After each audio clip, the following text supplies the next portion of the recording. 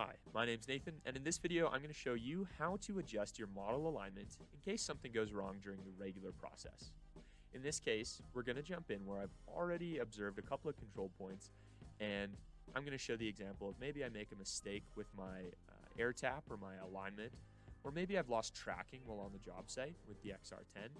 All of that can lead to having my model aligned in the wrong place. Here I'll confirm that my total station is set up properly, and I'll accept. And now I'll be prompted to take a look at my model alignment. Here you want to make sure that things are aligning the way that you expect them to. If they're not, we're going to hit the retry button, and that'll walk us into the secondary alignment flow. We're going to place a 5-meter wide diameter circle in the area that we plan to work the most for that day.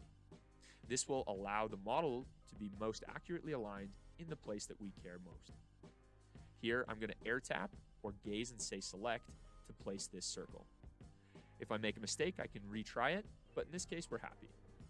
Now, all we need to do is observe 2 points on either side of the circle. We're going to really recreate that control setup process from before, where we'll take an observation with the total station and then perform that model alignment observation as well. It doesn't matter if it's perfectly on the circle, it just needs to be roughly 5 meters apart, so either side of that circle. Once we've taken our total station observation, we'll move on and again air tap to place that white circle at the base of our prism pole or where our laser is positioned. And now we'll go and observe the second of 2 points.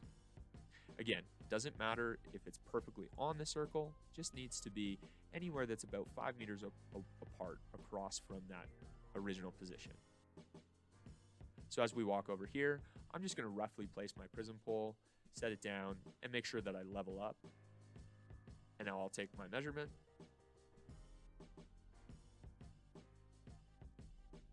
And again, proceed to alignment just like we've done in our regular station setup process. Once we're happy with that, we'll see that we've successfully observed the 2 points required for the secondary alignment process, and we can look around and confirm that our model is now aligned properly. That's it for this video. Thanks for watching.